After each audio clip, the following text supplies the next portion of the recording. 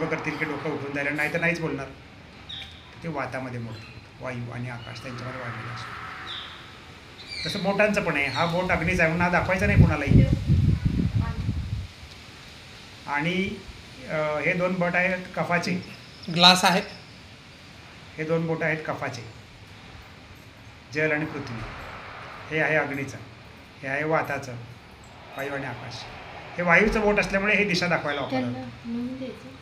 बोलवतो मी, तू मी देतो. हे वायूचं बोट आहे त्यामुळे हे दिशा दाखवायला वापरतात. आणि हे आकाशाचं बोट आहे म्हणून ह्याच्याशिवाय काही होतच नाही. आणि हे अग्नीचं बोट आहे, हे वापरलं जात नाही सर. उलट हां, म्हणून असं जर करायचंच नाही ॲक्शन आपल्याला कुठेही, कारण अग्नीचं बोट ते आकाश आहे. नाही, ते निसर्गोपचाराप्रमाणे. हो. हां, आयुर्वेदाप्रमाणे हे अग्नी. अच्छा. हां, आणि हे जल आणि पृथ्वी. मध्ये जे आहे ते अग्नीच. कुठेही जा तुम्ही, मध्ये जे आहे ते अग्नी. पोटामध्ये पोट कुठे आहे? मध्ये आहे, अग्नीच.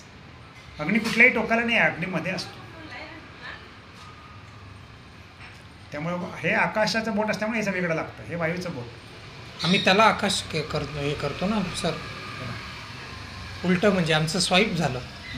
आणि हे अग्नी, आयुर्वेदानुसार हे अग्नीच. Okay okay. हां, म्हणून हे अपियर ॲस असं इंग्लिशमध्ये शब्द आहे. त्यामुळे अग्नीचं हे बोट आहे. बरोबर आहे, ते ठेवला दाखवलं का देऊनच देते का नाही ते बद्दे.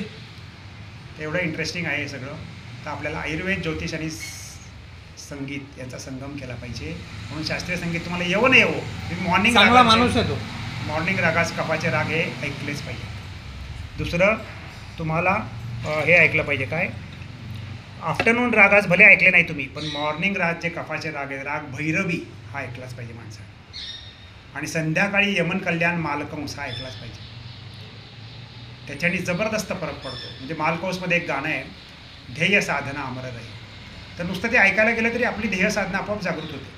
ध्येय साधना अमर रहे, ध्येय साधना अमर रहे, अखिल जगत को पावन करती, त्रस्त उरों में आशा भरती, भारतीय सभ्यता यही सिखाती, गंगा की चिरधार बहे, ध्येय साधना अमर रहे, इससे प्रेरित होकर जन मन करे निछावर निज तन मन धन, पाले देश भक्ति का प्रियपन, अडिग लाख असाध्य रहे, ध्येय साधना अमर रहे, ध्येय साधना अमर रहे.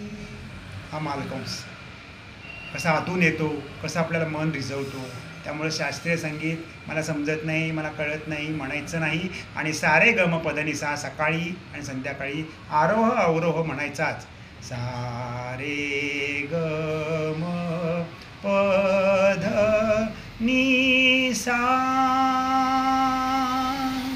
सा नी ध प म ग री सा.